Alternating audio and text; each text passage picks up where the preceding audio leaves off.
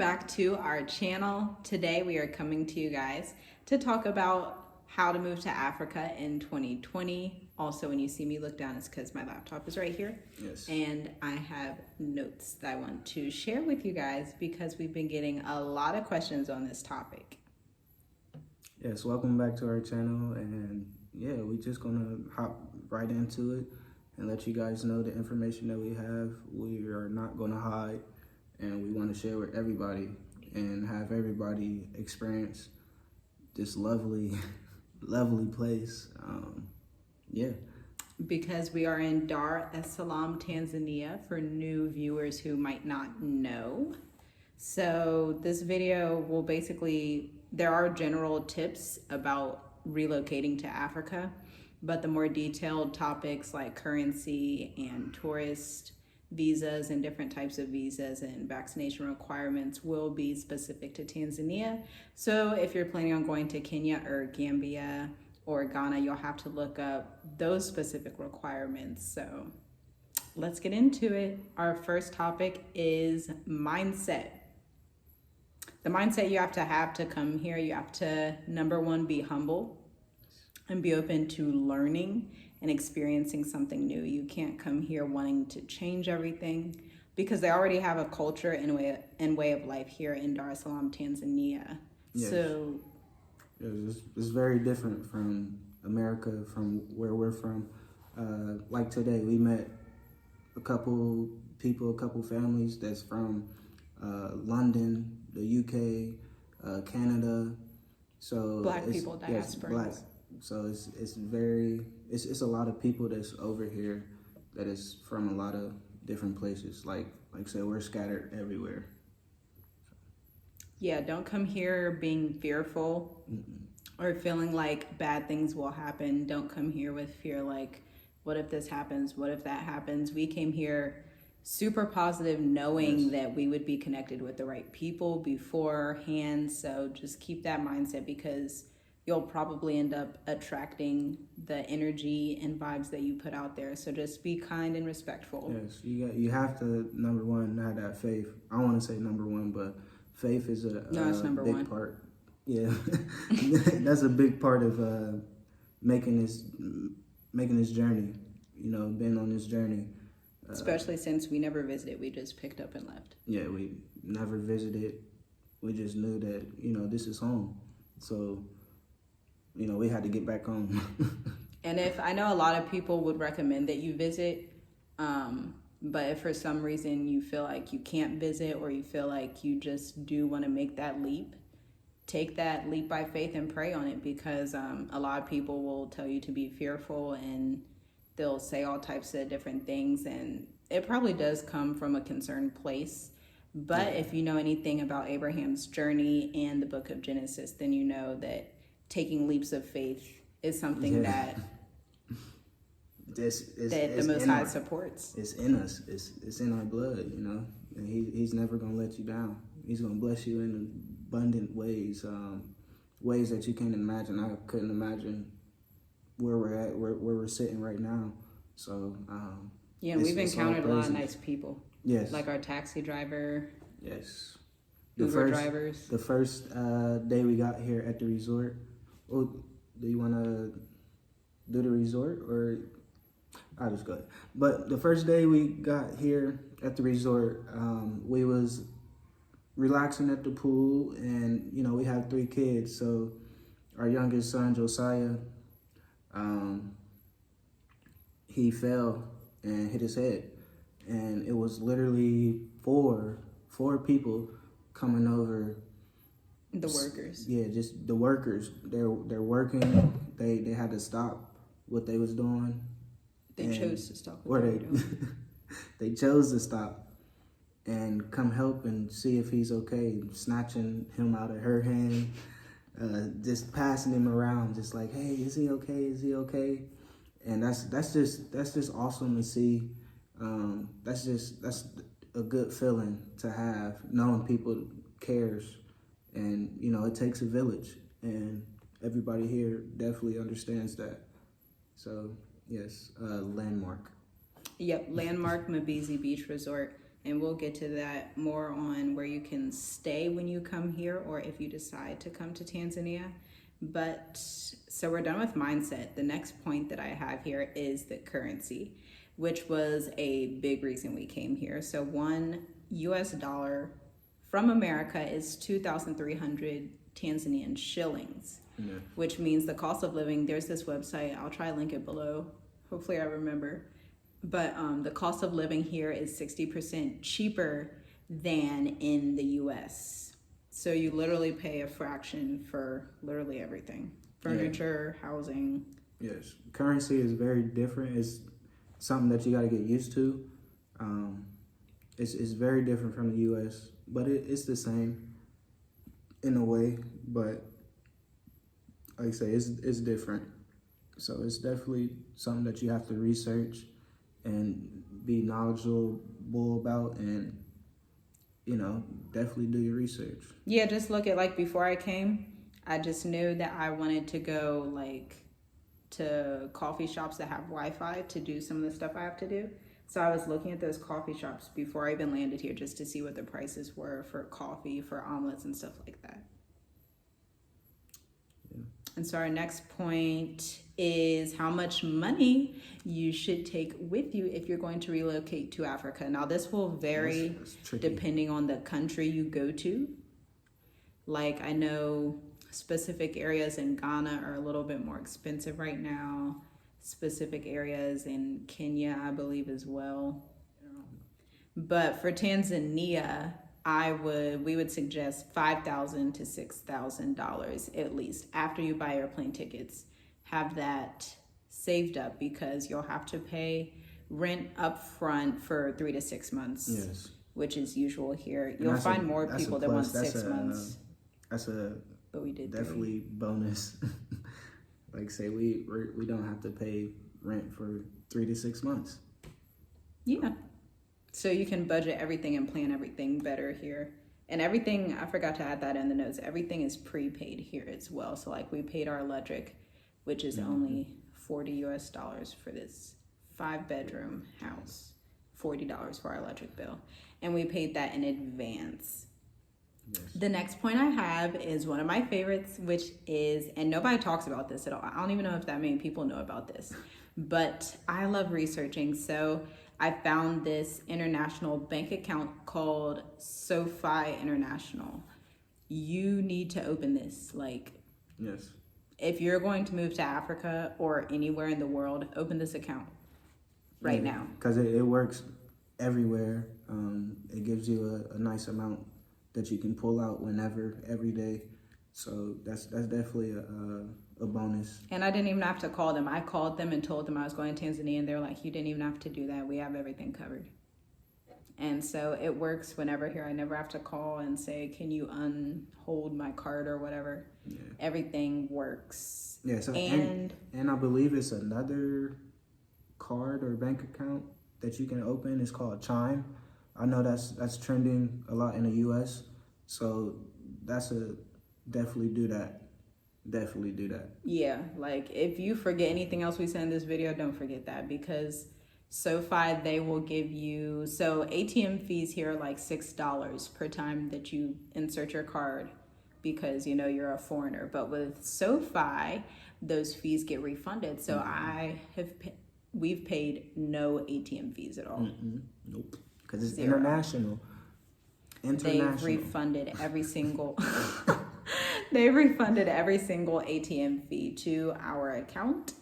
So the next point that we have to talk to you guys about is citizenship. A lot of people ask about this, and I think a lot of people will see this as a downside, but I'm going to tell you why it's not a downside. First of all, anything that you want in life or want to attain in life is going to take time. Yeah, it's going to be a road that you got to take. That's going to be business. That's going to be buying a house. That's going to be buying land. So here it takes 7 to 10 years of living here before you can apply for citizenship. Now, that doesn't mean that you have to be here illegally. You can get a tourist visa. Yes. You can get a student visa. You can get a residence visa if you work somewhere or if you partner with an NGO. Yes. But most people, if you're just really wanting to leave, rather soon, just do the tourist visa, which is multiple entry for 1 whole year, and it's $100 for that visa per person. I definitely recommend that one first, and then when you're here, you can explore whether you want to do a student visa next or a business visa or whatever you want to do. And the best resort to go to. Yes. And I know people usually don't include this, but this is important. It is. It really is, because if you do not know Swahili, it's going to be difficult. If you're coming to Dar es Salaam, Tanzania, go to the Mbezi Beach Resort, Landmark Mbezi yes. Beach Resort. Yes. They're awesome. They speak English. They're really nice. Very helpful. You get free breakfast. Yes. Good breakfast. Yeah. Yeah, they're awesome. Our next point, we kind of already said this, learn Kiswahili as much as possible. That's like number one, number two. And just search YouTube. There's like videos that you can listen to. Yes. And I think those make it easier to learn than just trying to read it yourself. So you can hear the way words are pronounced and just practice. Yes. First, learn the greetings and then... Habari. Yeah. First, learn the greetings. Learn the greetings and then the numbers as much as you can. And then... Oh, yeah, when you Jumbo, come here... That means like, what's up? Hey. I think VP means that too, right? VP, yes. Like, we're learning, so I'm kind of excited to practice every time I get. I'm sorry, do not mind me, because every time I think that I'm African, and yes, oh my God. People like it. They love me. They love me because they see the light. They see the light shining. So, all praises. What's the next one? Come with an online business to sustain yourself. Well, if you're older, not older, but if you're retired and you have that, that's a definite plus. But if you're younger like us, then you need to be able to create cash flow. And if you can bring in US dollar, then you don't need a whole lot of it. You just need US dollar coming in to sustain yourself. And you can do that with an online business. And if you guys want like tips about the types of online businesses to open, then leave a comment down below and we can do a separate video on that. Or you can teach English online, which pays $20 per hour. Mm-hmm. And so the certification is called a TESOL, TESOL. Search that and you can get certified for like $125. And so after your certification, you'll be able to teach English online. Yes. Around the world, like you can teach Chinese kids, like I think Indian kids, just people and all over the Tanzanian world. Kids. I don't know. I think it's specific to those areas. I guess it depends. I don't know. But I know a lot of people do that. People that relocate, not just to Africa, but anywhere in the world. So do that. Then our next topic or question we have is if Tanzania is child friendly.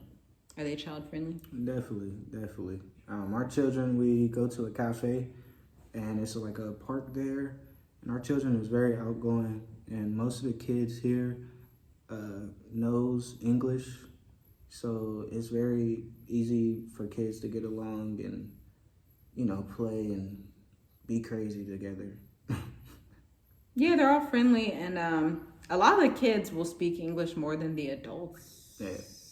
Because the schools are teaching them that now. So, yeah, it's very child-friendly. The people are very friendly towards children. Like in America, like, you walk somewhere with kids, nobody will, like, say hi to them. Nobody says hi to you. People see kids here, and they, like, reach out. They're, like, playing with them, like they know you and them. So, that's awesome. And then one point I forgot to mention that I don't think anybody talks about this. Bring lots of mosquito spray. Yes. Like and I don't know if it's just Dar es Salaam or what, but I don't know if it's because we're near the ocean. Bring lots of mosquito spray. Yeah, and it's not terrible. It's just really like It's the just first like thing in the being out. morning or when the sun starts to set, spray. So it's not terrible. And like But it's not. I mean, I it's think very manageable. Put it I like think that. I've heard of people saying they had malaria, but we've never experienced that. I don't know anyone that I've come in contact with that has ever contracted malaria. So I don't really think that's much of a problem, but just get some mosquito spray because you're going to be scratching yourself all day. No vaccinations are needed to come here. A lot of people think when you go to Africa, you need like this whole, like, I've heard a lot of people say that you need this whole list of vaccines. You don't even need yellow fever vaccine if you have not been anywhere in West Africa or South America.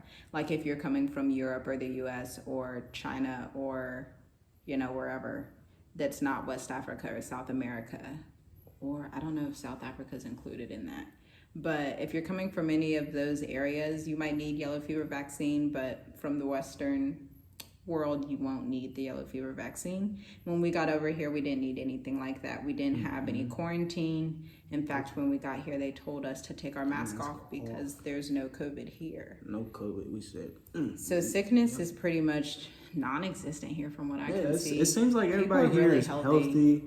They're, I don't want to, I guess, fit because it's different. People, they're not even obese or anything. Yeah, people here, they hustle and bustle. You see everybody out. What time is it now? It's about 7:30, 8 o'clock here now, and p.m. So everybody's out hustling still, and people wake up early and get to hustle and bustling. So that's what I like, because that's just who I am. I like to hustle and get to it. So yes. And then a lot of people don't talk about this either, but get a VPN. I don't even know what that stands for, but search VPN, and we pay $13 per month for our VPN, and it's basically this thing that you put on your laptop or your phone that says you have an IP address or that you're searching from the United States. This comes in handy for like certain apps you want to use. I know if people want to use like Pandora or something like that. Plane tickets too. Oh yeah. So when you buy plane tickets, like change the VPN to somewhere in like India or Argentina, somewhere cheap, or Algeria, and then you'll get cheaper plane tickets. So that helps with that. Definitely look that up. Vodacom is the best cell phone provider here if you're going to be in, I would say East Africa as a whole, from what I can tell, but I'll just say Dar es Salaam, Tanzania. Our Wi-Fi is awesome. Our cell phone service is awesome. And I was kind of hesitant about that, but it's been perfect here. Then the Wi-Fi provider we use is called Smile. And I don't know if it's just our neighborhood, because our neighborhood's suburban and so there's a lot of kids. We do and have a families nice and tower schools. like right by us. So I'm not sure if that's helping or if that's connected, but it's a nice tower. Yeah, so we get real good connection. The next point is we didn't ship anything. I know people have different preferences when it comes to shipping stuff. If I could do it all over again, I would do it the exact way we did it, because you will just end up paying a lot of shipping fees. Like the amount that you pay in shipping fees, you probably could just buy new stuff. For real. Because the furniture here is cheap. And unless you got it like that, go ahead and do what you got to do. If that's what you want to do, that's fine. But yeah, I don't think, say earlier in the video, Abraham, Most High told him to go with the clothes on his back. So, you got to have that faith and everything will work out. That's mentioned in the Gospels too. I think that's a waste of money, but that's your choice. I wouldn't recommend it. Oh, I want to tell you guys about a few nice suburban areas if you're coming here to Tanzania in East Africa. One area is Mikochini, Masaki. We live in Kunduchi. And the last one is Bizi Beach or Mabisi Beach. Bizi Beach. Those are the areas we would recommend. There's already, 30, 45 of us here? Yeah, it's a lot. It's a lot of people. Not necessarily in our area. I think we're the only ones in our area. Like I said, we just met a whole group of people today. We exchanged numbers, and he said it's about 45 families. Black diasporans. Yeah, black diasporans that, you know, kind of stay connected. They have kids. Or African diasporans. The kids play with each other.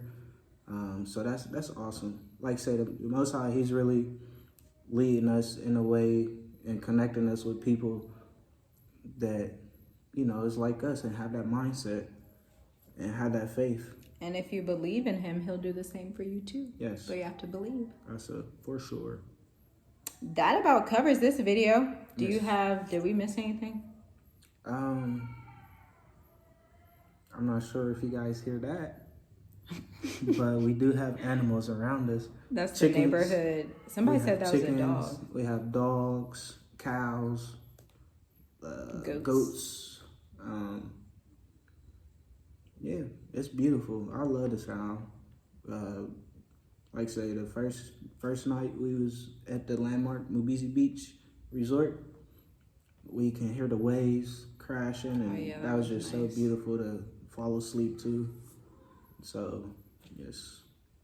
So I think we covered everything, guys, but I have one final question.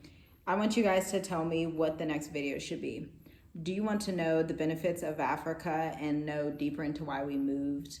Talking from, like, I don't want to say political, but from a more, not controversial, but just from a more spiritual standpoint?